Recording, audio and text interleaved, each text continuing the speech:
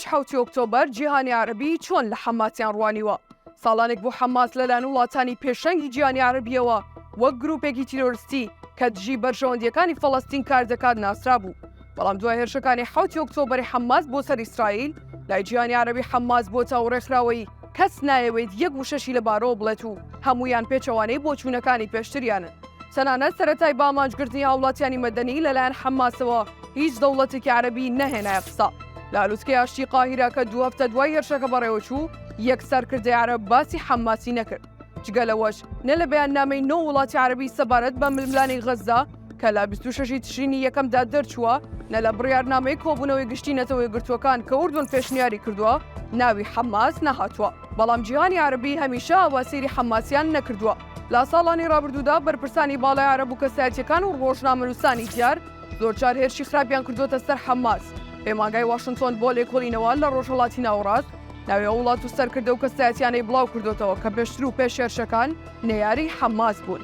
عەرەبستانی سعودی عادل جوبەیر وەزیری دەرەوەی سعودیە لە 24 شوباتی 2018 گوتی حەماس توندڕە و تیرۆریستە. ئاماژەی بەوەش کرد حەماس دەیان ساڵە بزوتنەوەیەکی تیرۆریستیە. تیرۆریزمی خۆی ئاراستەی فەڵەستینیەکان و وڵاتانی عەرەبی کردووە.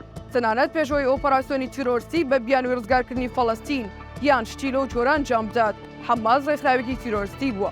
وەی سعودیە حەماس وەک بزوتنەوەیەکی تیرۆریستی پۆلێن دەکات و مافی بەرخۆدان تەنها بۆ ڕێکخراوی ڕزگاری خوازی فەڵەستین گەرانتی کراوە.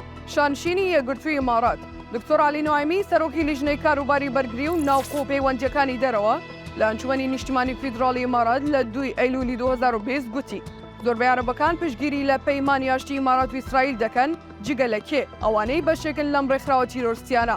مەبەستلەی حەماس و ئیخوان موسلیمین و ڕژێمی ئێران و ڕەجەب تەیب ئۆردوغانی سەرۆک کۆماری تورکیا بوو کە پشتیوانی ئەم گروپە تیرۆریستیانە دەکات. کاتێک سەیری گروپەکانی وەک قاعیدا یان داعش دەکەیت بۆ زۆرینەی کۆمەڵگەی نێودەوڵەتی ئاسانە باسی بکەن.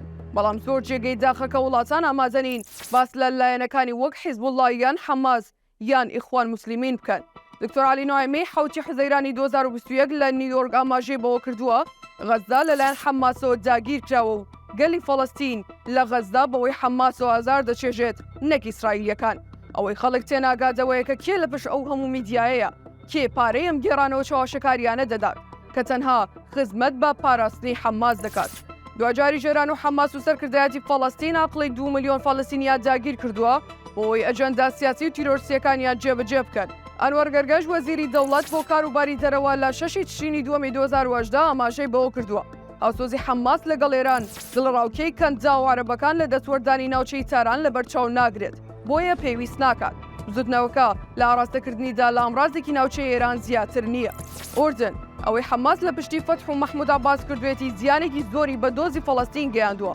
ساڵح ئەلقەلەب وەزیری پێشووی ڕاگەیاندن 12 ئایاری 2021 گوتی حکوومەتی ئوردن پێی وایە حەماس کودەتایەکی نایاسایی ئەنجام داوە، هەر بۆیە ڕەتی کردوتەوە پێشوازی لە هیچ کام لە سەرکردەکانی بزوتنەوەی حەماس بکات. جا ئیسماعیل هەنیە بێت یان مەحموود زەهار نە بە کۆمەڵ و نە بە تاک پێشوازیان لێ ناکات. میسر ماجد عەبدوڵغەفار وەزیری ناوخۆیە وڵاتان لە 6 ئایاری 2016 گوتی دەستگامنیەکان پلانێکی گەورەیان ئاشکرا کردووە کە ئامانجلەی تێکدانی سەقامگیری میسر بووە. تیرۆرکردنی داواکاری گشتی پێشوو هیشام بەرەکات بە ڕێنمای سەرکردە لە یاتوەکانی ئیخوانەکان لە تورکیا و بە ئامانگی لەگەڵ حەماس لە غەزە ئەنجامدرا کە حەماس لە سەرەتای دەستپێکردنیەوە تا تەواوبوونی سەرپەرشتی ئۆپەراسیۆنەکەی کردووە. ئاماژەی بەوەش کردووە داوای لێدانی ئۆردوگا تیرۆریستیەکانی ناو غەزە دەکەم چونکە هەمیشە تیرۆر لە ناوەی غەزدا سەرچاوە دەگرێت. ئەوە لە ئەستۆی وڵاتانی عەرەبی دایەکان گاو بنێن بۆ ڕێگریکردن لە حەماس و کارە تیرۆریستیەکانیان. دەشڵێت وەک چۆن لە ڕابردوودا بۆ بەرگریکردن لە دۆزی فەڵەستین ئامادەی مردن بووین، ئەمڕۆژ ئامادەین، بەڵام ئامادەنین لە پێناو حەماسدا بمرین.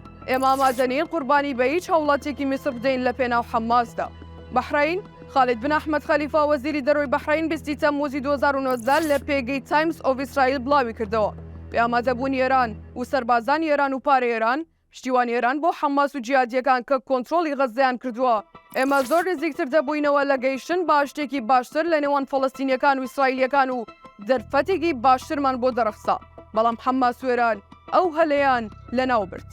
کوێیت عوسمان ئەلخەمیس یاساناسۆ کادیمە و توێژەر لە راپۆرتێکی دامەزراوی توێژینەوەی ڕۆژهەڵاتی ناوەڕاست کە لە 10 ئابی 2014 بڵاو کراوەتەوە دەڵێت هەرچەندە دڵمان بۆ خەڵکی غەزە لێ دەدات بەڵام بە حەماس دەڵێن لە پێناو خوددادا هەندێک ڕێز لە ژیانی ئەو مسلمانانە بگرن کە کوژراون. زیاتر لە 2000 مسلمان کوژراون و زیاتر لە 10,000ش بریندار بوون. کێ بەرپرسیارە لەوە؟ لە پێناو چیدا کوژران؟ فواد هاشم گۆشەنووس لە تەلەڤیزیۆنی خەلیجیە لە 14 تەموزی 2014 گوتی حەماس خوێنی فەڵەستینیەکان وەک سوتەمەنی بۆ شەڕ بەکاردێنێت بۆی بتوانن بگەنە دەسەڵات. بەڵام لە دوای هێرشەکانی حەماس لە 7 ئۆکتۆبەر بۆ سەر ئیسرائیل ئەمەوە لە دوانانە پێچەوانە بوونەوە و هیچ یەکێک لەمانە بە چاقە وشەیەکیش ناوی حەماسیان نەهێناوە کە لە ڕابردوودا وەک گروپێکی تیرۆریستی سەیریان کردووە.